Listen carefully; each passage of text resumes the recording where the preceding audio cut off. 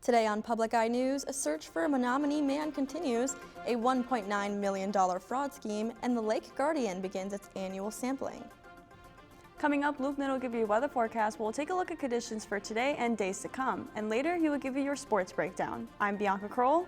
And I'm Maggie Franzen, and this is Public Eye News.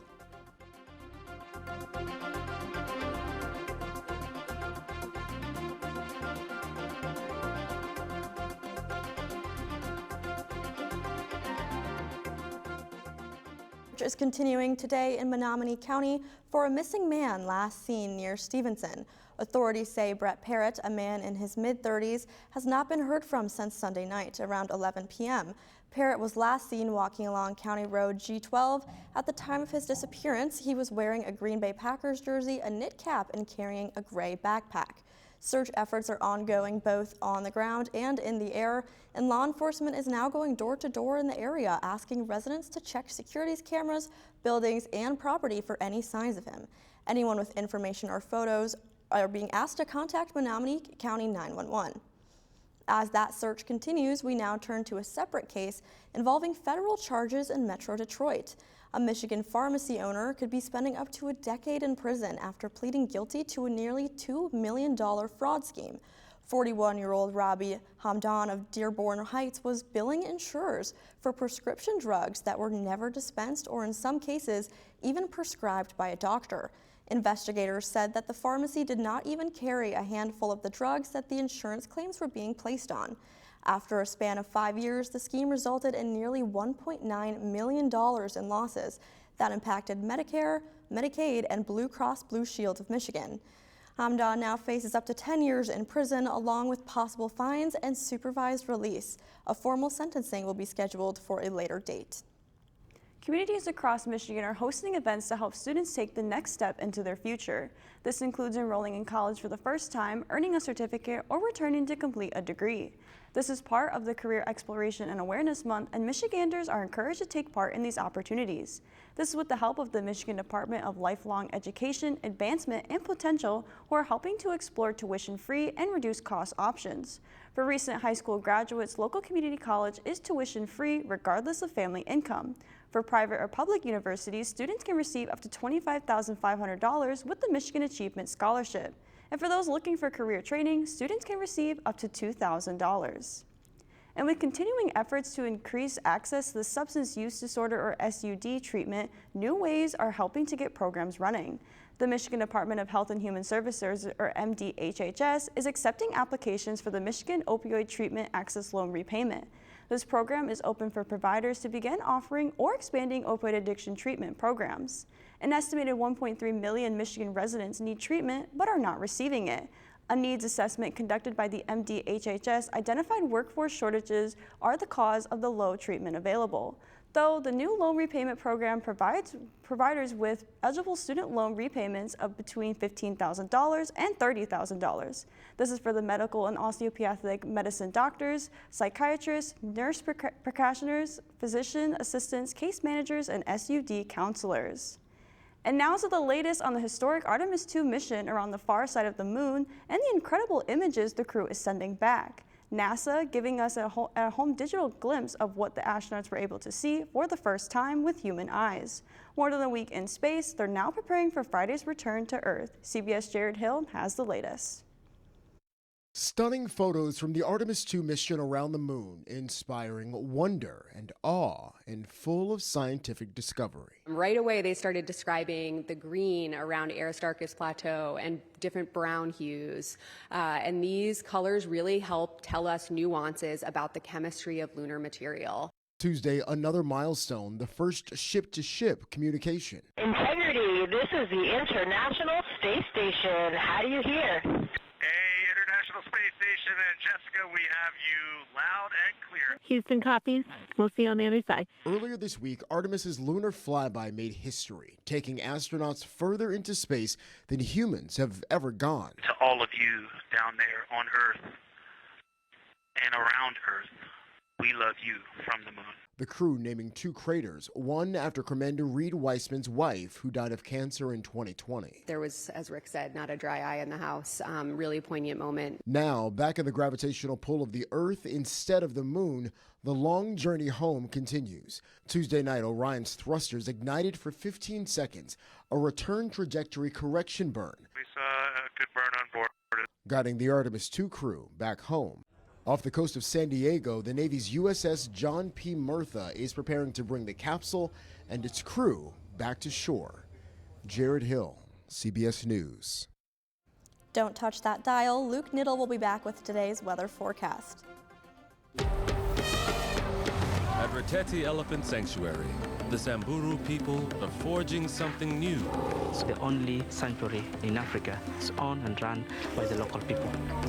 They offer orphans love, care, and wisdom, all to prepare them for returning to the wild. We give them a second chance and teach them how to be elephants. Tonight at 8 on WNMU TV. Welcome back to Public Eye News. I'm your anchorman, Luke Niddle, and I'll be taking you through our weather forecast. Starting off with the campus cam behind me, as you can see, it's quite dreary outside. Not a lot peeking through those charcoal gray clouds, but that 274 inches of snow is finally starting to melt. Taking a look towards the rest of the UP, starting up north in Houghton, 39 degrees and partly cloudy, and there's going to be a lot of clouds all around the UP today. Over in Ironwood, 48. Down in Iron Mountain, it's going to be 40 with full clouds. Down south in Menominee, 43 and sunny. Taking a look towards our friends on the east side, over in Escanaba, it's going to be 37. In Manistee, 34. Over in the Sioux, it's 29 with some flurries over there. And back on our lovely Marquette, 34 and cloudy. Taking a more detailed look into those current conditions, our winds are going to be coming out of the south at 23 miles an hour, and our barometric pressure is going to be 29.93 inches and falling. Towards tonight, there's going to be some showers, so take an umbrella out if you are going to be out, with a low of 34, wind southwest at 20 miles an hour, and our moon phase, if you can see it, is going to be a waning gibbous. Taking a look towards tomorrow, it's going to be mostly sunny conditions with a high of 42, a low of 29, and those winds are going to continue south at 23 miles an hour. Taking a closer look into our weekend and into Sunday, Friday, it's going to be a high of 41 with a low of 30, and that sun is going to be just behind those clouds. Saturday, it's going to be a high of 47 with a low of 37, and that sun is going to be fully out to play. On Sunday, it's going to be a high 56, really warm weather with a low of 48, but with some showers mixed in. That's all I have for the forecast. Back to the desk. Thank you, Luke. I am certainly looking forward to that sun. Now turning to statewide news. Scientists are taking to the Great Lakes for a mission that helps protect one of the region's most important resources.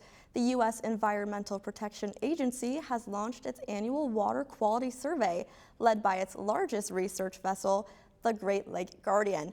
Teams from several universities, including Michigan Tech, will join federal scientists to collect water samples and study microscopic organisms across all 5 lakes. This time of year is crucial for researchers as it offers a unique snapshot of lake conditions with cooler temperatures and higher nutrient levels. This data helps monitor environmental threats and protect the lakes so it can continue to be used for drinking water and recreation. While efforts continue to protect the lakes, the state is also looking to invest in its future. A $6 million grant is now on the table to further strengthen Michigan's workforce. The state has opened applications for the Going Pro Talent Fund, which supports job training programs for businesses across multiple industries. Since launching in 2014, the program has supported more than 200,000 workers and nearly 9,000 businesses across the state. Impactful numbers for Michigan. Officials say that the goal is to close major skill gaps and boost long-term employment as well as economic growth. This program not only offers better training for employees, but also supports workers having a better chance at obtaining higher salaries. Applications for Going Pro will be open until April 24th. Iran and the U.S. agreed to a 2-week ceasefire less than 2 hours before President Trump's deadline to strike the country's bridges and power plants. Now both sides are claiming victory while working towards a permanent solution, which President Trump says is far along. Natalie Brand has more details from the White House. The Pentagon says the fight against Iran is over for now as negotiations continue with the hope of a long-term peace. The joint force remains ready, if ordered or called upon, to resume combat operations with the same speed and precision as we've demonstrated over the last 38 days, and we hope that that is not the case. Pakistan, which helped mediate the ceasefire, has invited Iran and the U.S. to meet in Islamabad on Friday for further discussion. We will go for negotiations to see how serious the other side is. Speaking in Hungary Wednesday morning, Vice President J.D. Vance called it a fragile truce. If the Iranians are willing, in good faith, to work with us, I think we can make an agreement. If they're going to lie, if they're going to cheat, if they're going to try to prevent even the fragile truce that we've set up from taking place, then they're not going to be happy. President Trump posted this morning on social media that the U.S. would be working with Iran to dig up their enriched uranium stockpile. And in exchange, America is talking with Iran about tariff and sanctions relief. A key part of the ceasefire agreement is Iran reopening the Strait of Hormuz to allow oil tankers through that key corridor. Pentagon officials say they believe that is starting to happen. Our military is watching, I'm sure their military is watching, but commerce will flow. And that's what you saw the markets react to, is that reality. Oil prices dropped nearly $20 a barrel in overnight trading, but are still above pre-war levels. Natalie Brand, CBS News, the White House. And don't go anywhere. Luke Little will have your sports breakdown. Your brain. Every moment changes your brain. But who or what is really in control? It has a mind of its own. There's always something pulling the strings behind the scenes. That I control my emotions, abilities is probably not true. Environment and traumatic events change people, putting our sense of self to the test. Come on, no, seriously. Your brain. Who's in control on Nova? Tonight at 9 on WNMU TV. Welcome back to Public Eye Sports. Once again, I'm Luke Niddle, and I'll be taking you through our Triple Detroit Sports Breakdown. Tipping off on the floorboards, the regular season for the NBA continues to wind down, but the momentum for Motown only ramps up. With just 3 contests left for the Pistons, their matchup with the eliminated Milwaukee Bucks serves for a possible clinch of the #1 seed for the 3-1-3, which would be their first 1 seed since 2008. If the Pistons win out, they will finish the season with an even 60 wins, something Detroit has not accomplished since their 2005-06 season, where they also finished first place in the Eastern Conference. With Cade Cunningham inching ever closer to a return since a collapsed lung suffered on March 19th, their #1 scorer is still listed as questionable for tonight's action. Tip-off is slated for 7 p.m. And crossing over to the pond, playoff hopes for the other Detroit team in Little Caesars Arena grow slimmer by the day. A 4-3 shootout loss last night at the hands of the Columbus Blue Jackets give the Red Wings a mere 6.3% chance to inch into the postseason. The Wings will need to win out, and even then, they will not control their own destiny for the last wildcard spot in the Eastern Conference. Detroit now also holds the title for the longest playoff drought within the NHL after the Buffalo Sabres locked up a spot in the Stanley Cup playoffs. Currently, Detroit has not made the offs since the 2015-16 season and could very well extend that streak from 9 to 10 seasons. Their first chance for a winning streak will come against Philadelphia tomorrow night at 7 p.m. And rounding the bases over to the Diamond, the Detroit Tigers themselves are looking to right the ship after a loss to the meddling Minnesota Twins sent the Gritty Tigs on a 3-game skid. The 7-3 loss last night with Tarek Skubal on the bump ensured Detroit won't be able to win the series outright, but the possibility of a series tie still remains in play. The Tigers have won 2 of their 3 opening series to kick off the 2026 campaign, but remain at the bottom of the AL Central due to a series sweep at the hands of the Diamondbacks. Taking the mound for the Tigers tonight is the left-handed magician Framber Valdez, who still remains undefeated with a 1-0 record to open the campaign. Valdez will duel with Bailey Ober, who still looks for his first win of the year. First pitch tonight is slated for 7:40 p.m. That's all I have for sports. Back to the desk.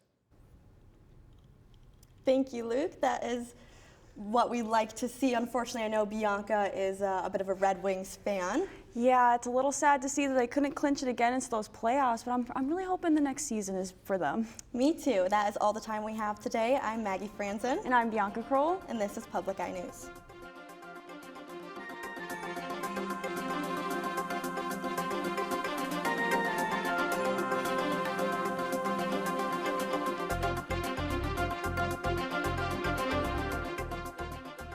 The preceding program was produced by WNMU-TV, Northern Michigan University Public Television, in studios located in Elizabeth and Edgar Hardin Hall.